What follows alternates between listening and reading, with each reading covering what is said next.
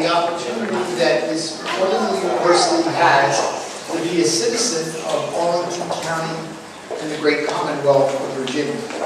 So welcome to George Mason University. Welcome to Founders Hall. And welcome to Founders Gallery. This gallery is managed by the Arts Management Program of the University in the College of Visual and Performing Arts. I'm Richard Kang and Esther, the Program Director of the Arts Management Program. But even more important than that role, I happen to have been the teacher of our two curators this evening. And that honor has given me a very special feeling about tonight's opening. This is a wonderful opportunity to display how art, which is the expression of the imagination, the use of the senses, can be made to affect each of us in a very special way. As you look at each one of these pieces, they will have a meaning to you, a special meaning. You will interpret them your way. Curators will help us a bit, but the artists will also help us even more. So tonight, I will introduce both Jammie Chang and Jammie, who are, in fact, our co-curators, and they in turn will introduce our artists, Jacob and Esther. EJ, Jammie, it's yours. Thank you.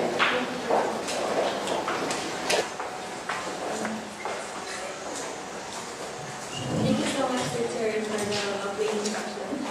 My name is EJ Lee. I'm one of the two curators of this exhibition. And thank you so much for coming in the rain and spending this precious Friday evening with us today.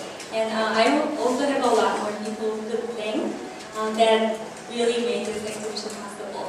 Jammie and I wanted to, first of all, thank George Mason University and the Arts Management Program for hosting this exhibition. And special thanks to Professor Richard Kang and Matilda for their support, help, and guidance. And also, we want to thank our wonderful two artists, Esther and Jacob. You guys are inspiration and truly creative souls. I really enjoyed exploring Washington, D.C. through your creativity. So I thank you for that. And I want to thank my awesome partner, Jammie Chang. We were classmates in Arts Management Program, so that gives me a more reason to thank George Mason. Jammie, thank you for your hard work and patience, if you know what I mean. And if you have probably noticed from my accent that I'm not from this area. I'm originally from South Korea, the capital city of South Korea. Seoul is not a diverse city like Washington, D.C. in terms of race, religion, or ethnicity. But it's a really dynamic and fast-paced city. So it's where the future and past coincide. And it's a really westernized, modernized city, but it still has that traditional Koreanness embedded in almost every aspect of the city. And interestingly, I didn't really realize how dynamic and exciting the city when I was part of the city, living there. Only after having lived outside of the city over now 5 years, now I see that dynamic and the excitement when I hear about the city from friends or seeing it on TV. I finally realized how exciting the city really was. So I think when you're so used to something, you feel almost like you're part of it, or that's part of you, whatever it may be. Then I think we tend to lose sight of it, and I think that's what happened to me. People say that Washington D.C. is a city of diversity, and it made me wonder if these people that live and work in the city really see and feel and experience that diversity in their daily lives. And I wanted to explore that idea, and I wanted to challenge others to explore that. And that's the initial thought that started everything here. And I think the outcome is an honest observation. It's not exaggerated. So I hope you'll enjoy it as much as I did. And I hope at least it'll give you an opportunity to face the reality and appreciate the beauty creativity that you have not appreciated before. So thank you for that.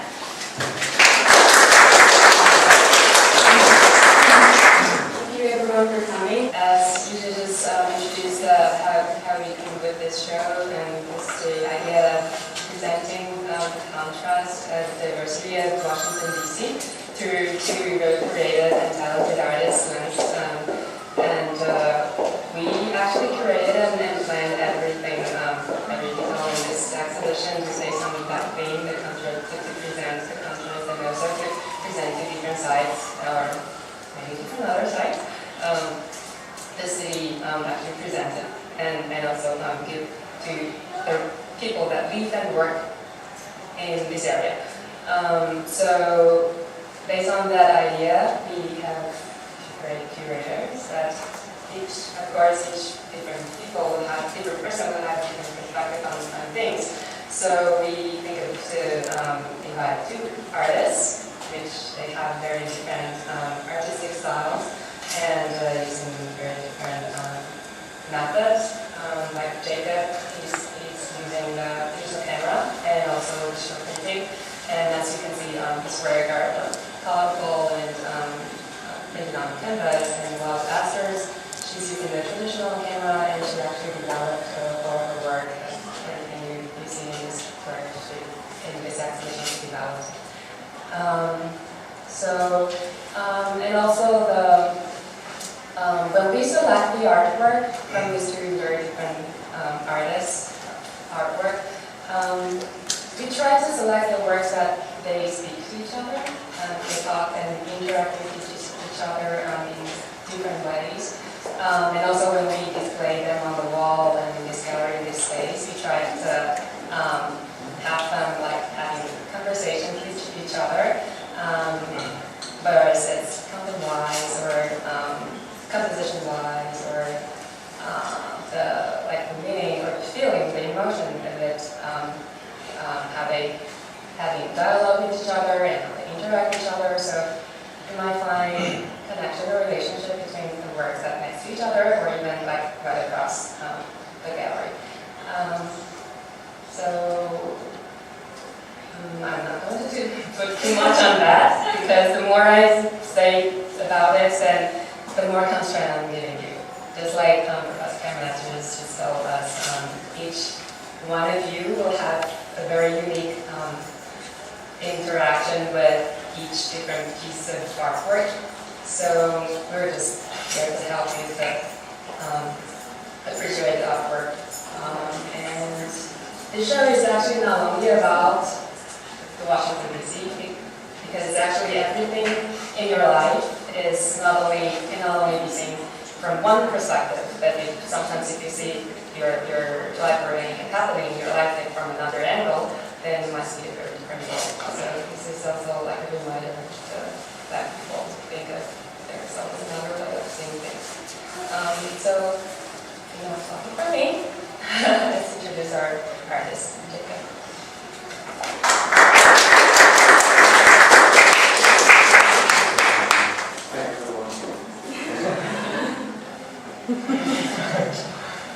Thank you for having me tonight for this feature. And special thanks to our spectacular creators, Jammie and EJ. And I really appreciate to talk about giving us a chance to mention fiction, space, and house. Yeah, we're here. Okay, very excited, and I'm very nervous now.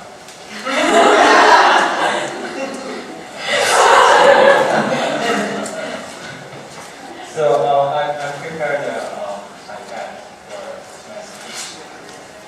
Thanks for supporting this new iPad, my supervisor.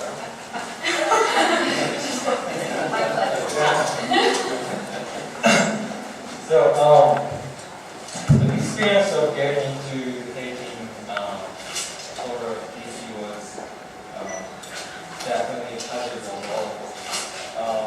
Working within such tight constraints,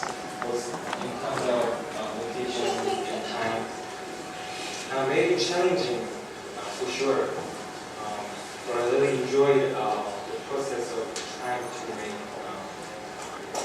coherent work within those constraints. Street photography is normally much more open-ended, so the limitation of the project creates some unusual situations. For instance,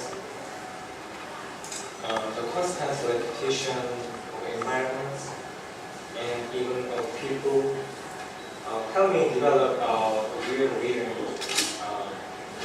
when shooting in the few blocks layers. I began to fall into sync with the changing traffic signals and flow of people in and out, buildings and museums and stores.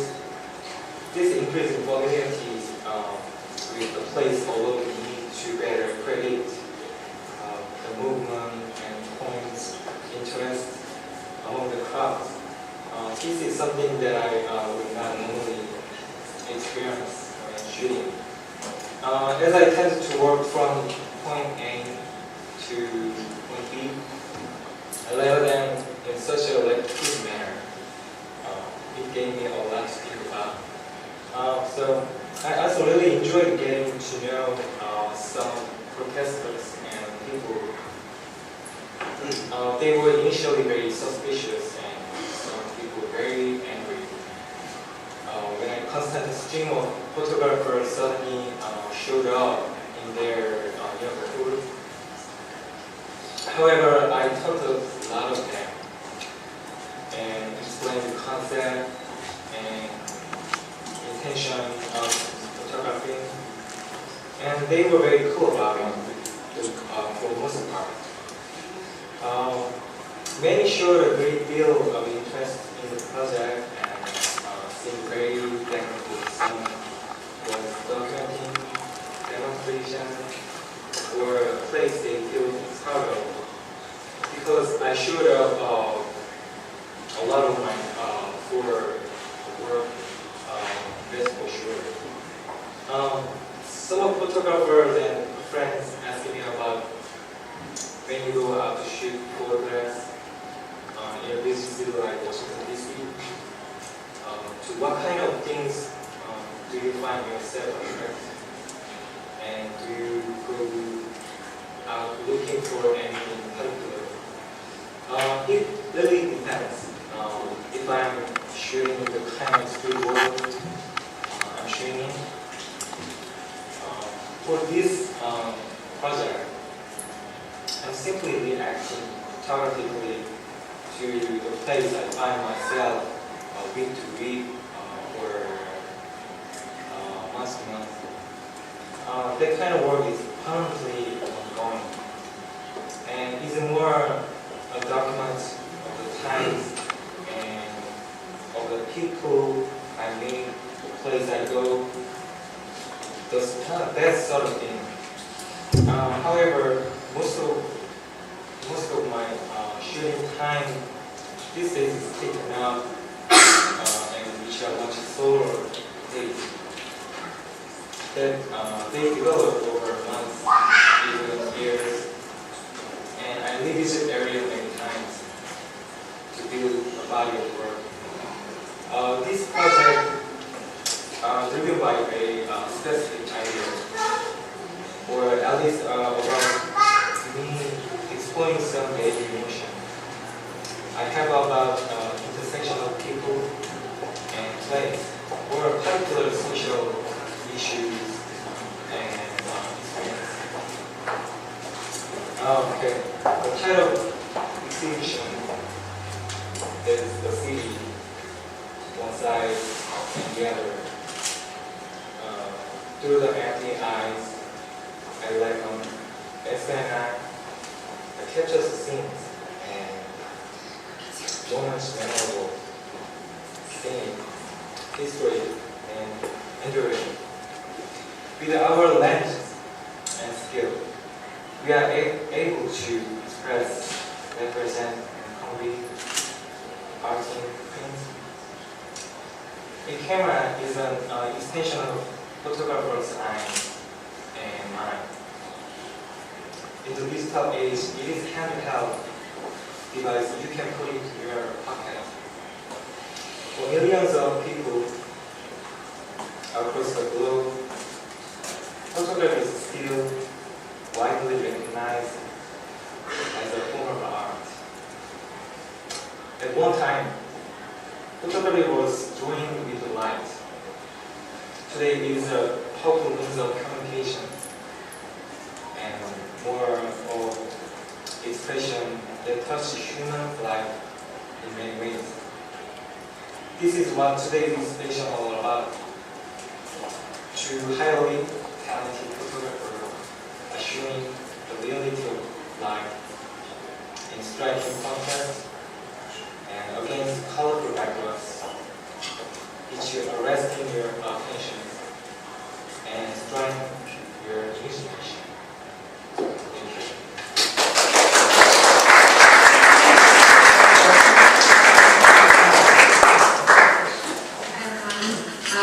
My name is Esther Hidalgo. Thank you for coming here tonight in the rain and the pouring weather. I'd like to take this opportunity first off to thank George Mason University faculty and staff for helping us put this exhibit together, and I'd like to also thank Jammie and EJ.